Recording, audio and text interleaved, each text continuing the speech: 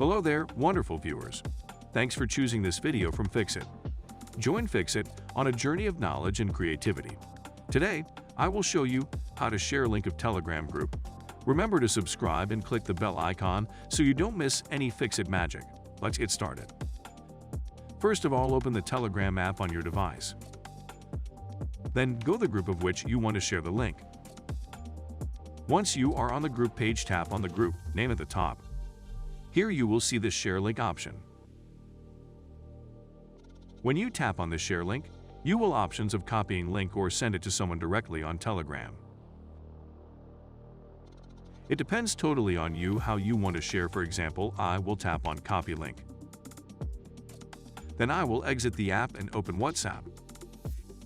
Here I will share the link with one of my contacts. Did this video help you?